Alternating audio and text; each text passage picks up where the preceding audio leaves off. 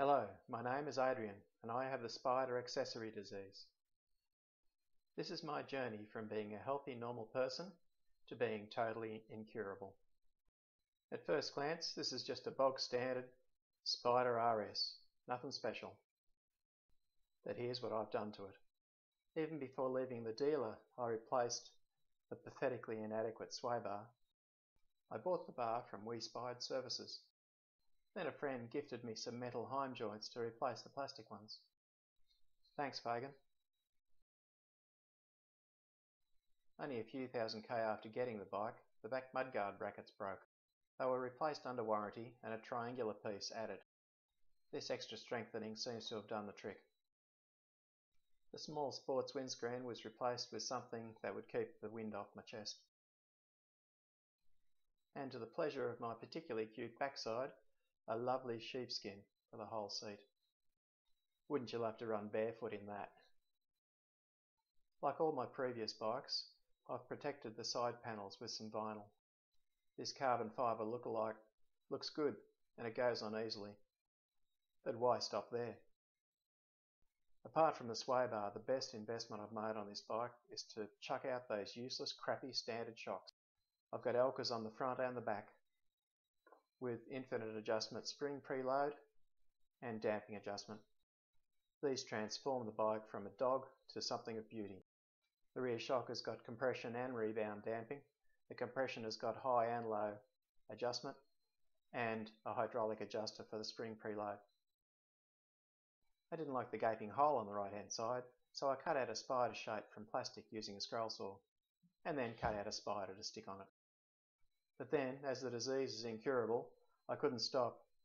I cut out little shapes for the handlebars and for the dash and for the left-hand side.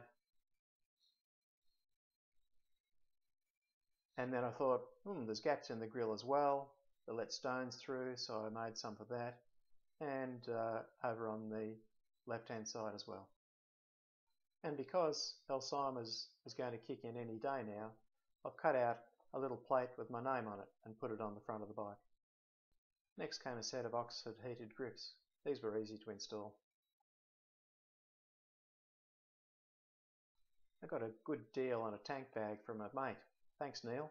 It's really good, I love it. You can keep the little bits and pieces like your gloves, etc. for easy access. Oh yeah, we bought a trailer. Well, that means I've got to get a tow bar. I bought one that fitted to the frame rather than those stupid BRP ones that fit onto your back wheel and put all that extra unsprung weight on your wheel bearings. A set of jibby panniers and the frames to go with it are a nice addition for the weekends away. Thanks to another mate, I got a good deal on a sport rack and a top box.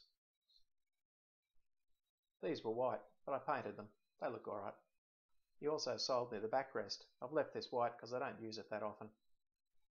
But pillions really love this BRP backrest. The birthday present saw that huge standard muffler replaced with a nice small new one, and it sounds beaut too. I didn't wear out my poor quality front tyres before replacing them with some decent car tyres. I've got Kumos on. The extra sidewall strength of a car tyre makes the Spyder handle a lot better. For a bit of bling, I painted the calipers red. The big cricket bat blinkers got replaced with some nice small ones. Look at the difference. To rest my wrist while touring, I put this friction cruise control on. And no, I'm not going to tell you why I have a weak right wrist.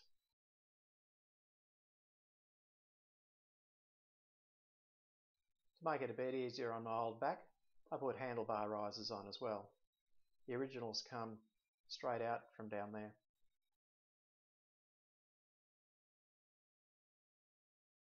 Some LED guard lights were added to make the Spyder stand out a bit better in the dark. On the Australian models you can either have the low beams on or the high beams on, but not both at the same time. So I bought a simple plug-in wiring loom from Pogotronics, so now I've got both on when I've got high beam on. Spyders are susceptible in getting engine oil up into the air filter.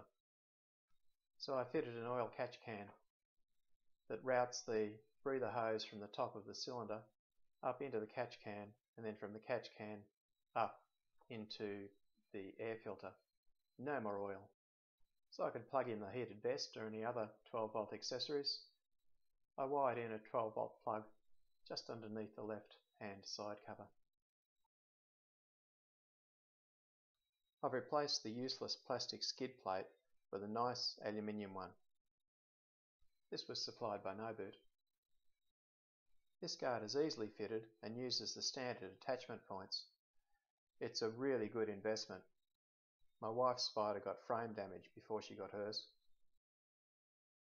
To protect the drive belt, I fitted a plastic guard on the swing arm. This stops stones that are picked up by your rear tyre from jumping up, sitting on your belt, and then being driven into your rear cog.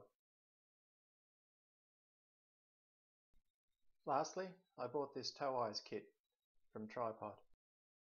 This kit replaces the bottom shock absorber nut with an eye, and then you have a strap that attaches to that with D-bolts. This allows the tow truck driver to tow your vehicle up onto his truck without damaging your Spyder. Yes, I know, most of you are asking me, why didn't I just go ahead and buy an RT with all the bits on it? Or even an ST? Well, my wife has an RT and I've ridden STs and I just don't like riding them as much as the RS. The RS to me just feels a bit more like a bike than a car. It's technically a little bit simpler and I think it handles better as well. Regardless, it needs to be realised that this obsession is incurable, so I may as well just enjoy the ride.